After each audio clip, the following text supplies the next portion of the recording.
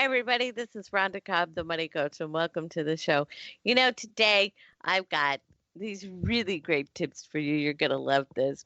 But I want to remind you that by now, hopefully, the redesigned website should be live. So go visit rcmoneycoach.com to see those expensive upgrades, changes, and additions. And definitely let me know what you think. I would love to have your feedback. So it should look really good. It's all sleek and efficient and modernized. So go check it out. rcmoneycoach.com. The other day, or about a week ago, I was talking to this woman at the gym about how many of us are constantly being asked to do stuff that we aren't really all that enthusiastic about doing. The kinds of requests or high pressure tactics that I mean, the ones that start out with, can you do me a favor? Or how about this one? I really need your help. And one woman who was heading out to lunch with a bunch of people that had come in from out of town, and she just wasn't looking forward to it. I said, so where are you going? She goes, oh, I absolutely have to. But did she really? Was it really a must-do lunch? You know, According to a recent survey, and I've said this before, but one of the top problems facing people right now is being what they call burned out. And you know that feeling. Too much to do, no one's helping, no time to get it all done. But then by the time you add in some criticism and a guilt trip or two, and six other people asking you for a favor that you don't really feel like doing, you get the picture, right? You're starting to feel kind of burned out yourself. But too many of us feel or believe that we must succumb to this pressure to do, to serve, to conform, or to perform. But while we're doing that, those that require our help, oh, you just have to help me. Oh, no one does it like you do.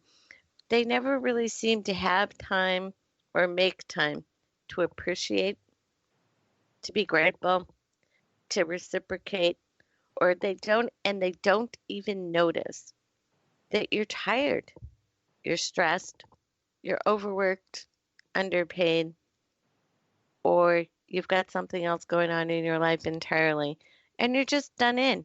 You just can't do everything for everybody the way that you used to do it.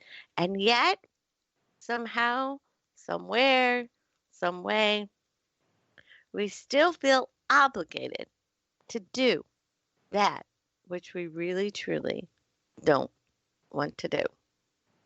And that's just the very definition of stress. Forcing yourself to do that which you do not want to do for the sake of keeping the peace or serving the insatiable. In my book, anyway, that is the definition of stress. Now, raise your hand, unless you're driving. Raise your hand if you've said any of these statements recently. But I just have to help them. But I feel so sorry for them. I'll go help even though I don't really have time. Or, can you believe it? After all that work, they didn't even say thank you. Or how about this one? What's the harm? What's one more? I'll fit it in there somewhere. And the last, of course, is, well, okay, if you insist. So let's answer that. What is the harm? And a good question, yes, is why is the money coach talking about a life issue? I'm not a life coach, I'm a money coach. Well, you guessed it. All of this going, doing, serving, rushing, forcing is a problem. And here's where the money comes in. Increased stress equals increased illness, which equals increased costs.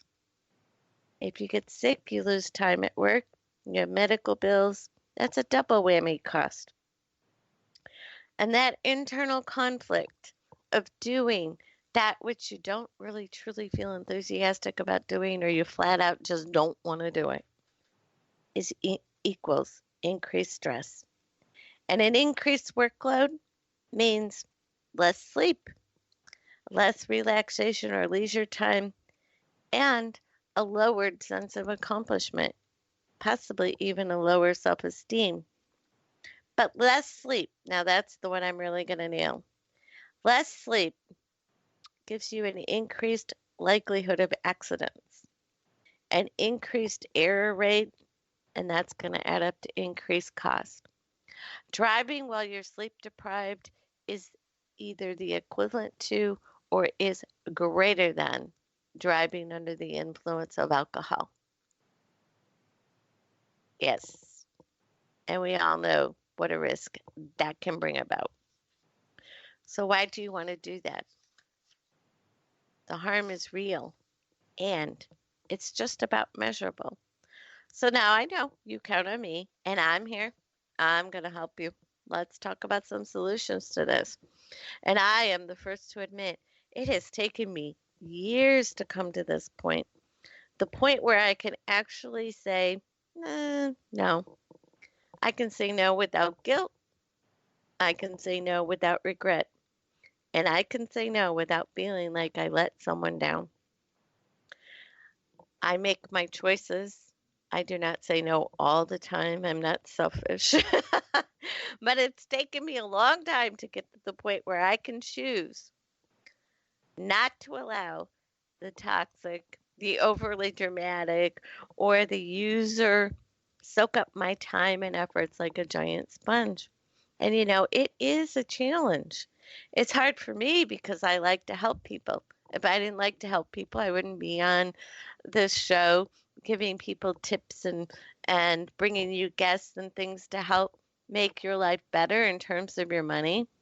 I'd be spending this time going out and getting more clients so that I could get more money, right? So it's hard. I like to help people.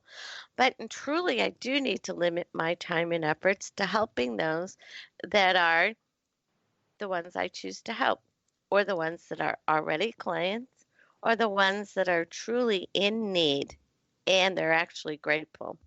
And of course, those that are dear friends and family. But when faced with requests that I know I cannot enthusiastically fulfill, I try one of these ideas. And if you email me your contact info, my email is rcmoneycoach@gmail.com. rcmoneycoach@gmail.com. I'll send you this entire list all typed out so you can post it on your bulletin board or your refrigerator bulletin board, wherever you put things. Now, we had some real fun at the gym coming up with a couple of these. We did a little bit of brainstorming. So I don't want you to reach for a motion sickness bag by singing to you, but we did put the first few of them to a beat. I think you might recognize it once I get going here when we were brainstorming. So let's talk about what you can do to deflect some of these extra requests that you're getting. And the choices are myriad if you're not as experienced at saying no as I'm getting to be. You might not be as direct or as firm, but there are lots of different choices here. All right, you ready? Let's go with it. Well, obviously, make a new plan, Fran. Drop off their key, Leah. Just listen to me. Slip out before the attack, Mac. Yes, jump out the door, sure. You gotta be free. Do your own thing and be your own person. Help those that you choose to. Now, seriously, let's get some really good ones. All right. Now, I think you recognize that song. I hope I don't get in trouble with the people that wrote the song. It's such a great song. Anyway, let's try telling them that you're already booked. I'm sorry, I can't. I'm booked then. Tell them you have an appointment. I can't do that. I've got an appointment. You don't have to tell them where the appointment is or what it's for. Just you have an appointment. Sorry. Okay. Tell them I'd rather not, but thank you for asking me. If it's true, tell them that's really not my forte. Tell them you're unable to assist at this time. Say, I'm sorry, I've already selected my charity events for this month or this year. And here's a really good one. Say to them, I have to be honest with you. That's just not in my budget. You can tell them that you're helping someone else at that time. Or you could say, I'm behind in my work. I'm going to have to pass. And here's a really good one. And it's specially crafted for those, you know, the ones I mean as soon as I'm going to say this. Say it with joy. Oh, I'm so glad you called. I'm selling tickets for this charity and I know I can count on you to purchase some. How many would you like? Or also said with joy, and you know the people I'm talking about here, the ones that call regularly. I'm so glad you called. I need that $20 back that I loaned you. Can I get it today? And you got to get that in before they ask you for another 20, by the way. Or say with joy again, I'm so glad you called. I need volunteers for my event. I've helped you so many times. I know you'll help me. That one's almost guaranteed that they'll go, I gotta go, and hang up on you. Almost, not quite, but almost. Tell them you don't know how to do what it is they're asking you to do, unless, of course, it's very obvious that you do. Don't lie. I'm not encouraging you to lie.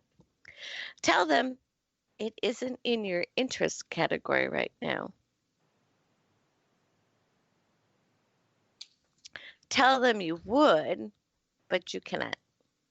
And don't give any further explanation. Don't give them time or opportunity to talk you into it. Tell them nothing. Just let your silence speak for you. And then change the topic. And don't go back. Say, with a little giggle, I'm sure you're joking, right? Suggest very kindly, someone else should take that on. I don't feel like I'm the right candidate for that job. Tell them you're overextended right now and you just can't take on another single thing, which is probably true of most of us. And for the frequent flyers of your favors, feel free to say to them, as I recall, that didn't go that well last time. I'm going to pass. And if you're feeling really, really bold and you're quite assertive and it's just the right situation, tell them, I gave up being bullied for New Year's. I'm telling you, that one's, you got to have the right situation to use that one. Also, you can try this. Say with great glee, I'm so glad you called. I joined this MLM group and I need hostesses. You'll be great. How's Tuesday at 7 o'clock for you? Or, alternative, you can say, again with glee, I'm so glad you called. I joined XYZ MLM organization and I need recruits. You'll be great. It only costs $100 to sign up. I know I can count on you. Yeah. Good luck with that one. Anybody that's in an MLM will tell you how hard it is to get people to join your team. So they'll be off like a prom dress. Tell them, that makes me uncomfortable. That takes care of it. Say, that's not really in my repertoire. Tell them, that's not in my wheelhouse.